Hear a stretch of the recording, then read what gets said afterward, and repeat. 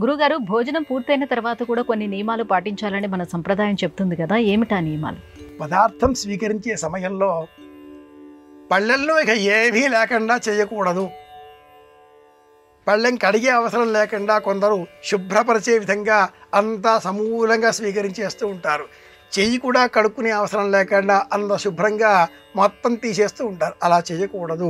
కొంత పదార్థం మిగిల్చాలి.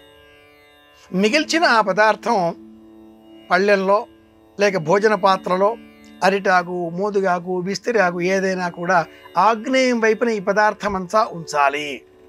తర్వాత అరచేతిలో కాసింత నీరు పోసుకొని అమృతాపిధానమసి రౌరవే పుణ్య నిలయే పద్మార్బుద నివాసినాం అర్థినాముదకం దత్తం అక్షయ్యముపతిష్ఠతు ఇలా చెప్పి ఆ నీటిని కాసింత అలా పెదవులకు తాకించి ఆ నీటిని విడిచిపెట్టాలి. ఎంగిలి నీరు. పినాసితనం ఏ ప్రామాణికంగా పెరిగిపోతున్నది అనే విషయంలో వరవిక్రయం అనేటటువంటి నాటకంలో కాళ్ళకూరి నారాయణరావు గారు ఒక అద్భుతమైన పాత్రను సృష్టించారు. పొరపాటుగా ఎంగిలి చేతితో కూడా వీధి వాకిలి ముంగిలిపైన ఒక కాకి వాలితే ఆ కాకిని కూడా ష్ అని ఇలా అన్నాడు. ఎందుకంటే ఆ మెతుకు జారి పడితే కాకి తింటే. ఇలాంటి ఆలోచనలతో ఉండే పాత్ర వరవిక్రయ నాటకంలో మనం చూడవచ్చు. పినాసితనానికి పరాకాష్ట ఆ నాటకం, ఆ పాత్ర.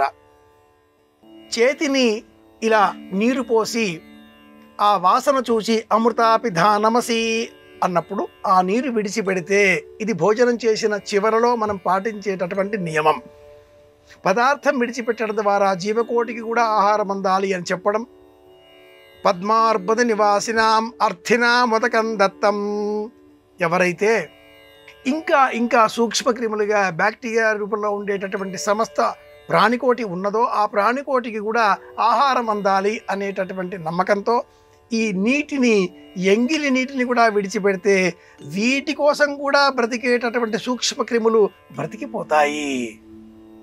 సమస్త జీవకోటి బ్రతకాలి. అమృతమయమైన ఆహారాన్ని స్వీకరించాలి.